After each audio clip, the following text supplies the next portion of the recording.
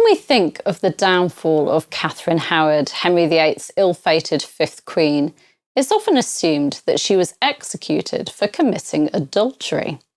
But what if that wasn't entirely true? The tragic story of Catherine Howard is one filled with secrecy, betrayal, and intense royal scrutiny. In this video, I'll look closely at the evidence surrounding her alleged affair with Thomas Culpeper, the suspicions that led to her arrest, and what the historical records actually reveal. So did Catherine really commit adultery? Or was it something else that sealed her fate? Queen Catherine Howard was found guilty of high treason by an Act of Attainder. An Act of Attainder was an Act of Parliament by which a named person or a list of people was found guilty of a serious crime such as treason, felony or misprision. This meant that Parliament ruled on their guilt rather than them being tried for their crimes. The Act would provide for their punishment and would also include the forfeiture of lands to the Crown and also the corruption of blood, meaning that they couldn't inherit lands or transmit them, that is to say, leave them to their heirs.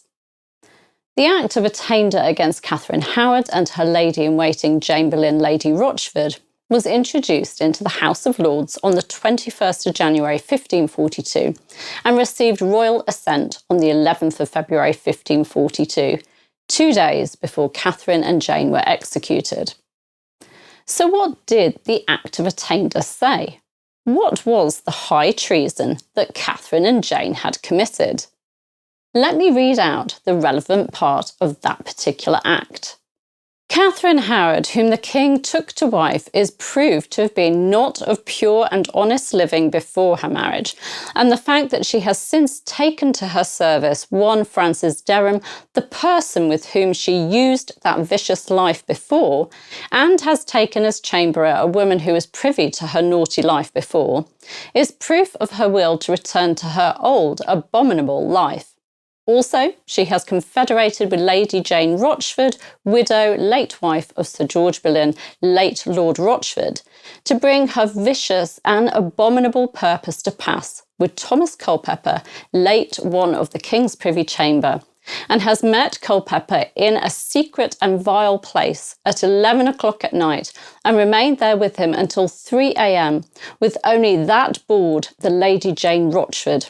For these treasons, Culpeper and Derham have been convicted and executed, and the Queen and Lady Rochford stand indicted. The indictments of such as have lately suffered are hereby approved, and the said Queen and Lady Rochford are, by authority of this Parliament, convicted and attainted of high treason, and shall suffer accordingly. And the said Queen, Lady Rochford, Culpeper and Derham shall forfeit to the Crown all possessions which they held on the 25th of August, 33rd year of Henry VIII's reign. Now you'll notice from the wording in that Act of Attainder that there's no mention of Catherine having committed adultery, just of her will to return to her old abominable life and her vicious and abominable purpose. It doesn't explicitly say that she slept with Culpeper, and it's more about Catherine's intentions. Her employment of Sir Francis Derham and her employment of someone who knew about their relationship, those were seen as proof that she wanted to reignite their relationship. And her secret meetings with Thomas Culpeper were seen as proof that she was returning to her old way of life. If she wasn't already sleeping with him, she was intending to, is what the Act is suggesting. And Lady Rochford was condemned for helping her to meet Culpeper. But did Catherine sleep with Thomas Culpeper? Well, and I definitely need a t-shirt with this written on, as I seem to say it so much, we just don't know. When he was interrogated regarding the secret meetings that he'd had with Catherine at Lincoln during the royal progress to the north, one of which lasted from 11 p.m. until about 3 a.m, he insisted that they'd simply talked of themselves and of their loves before time. Lady Rochford backed this up for the first meeting, saying that she'd been present but was too far away to hear what they said, but that she'd fallen asleep the second time. However, she also stated that, and I quote from the record of her interview, she thinks Culpeper has known the Queen carnally. She didn't see them make love, but she assumed they had. Culpeper denied sleeping with Catherine, but stated that he intended and meant to do ill with the Queen, and that likewise the Queen was so minded with him.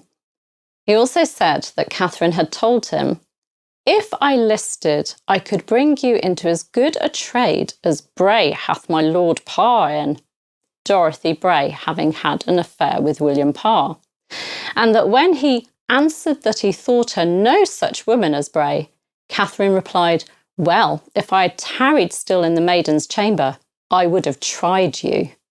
Tried in this case meaning to make love.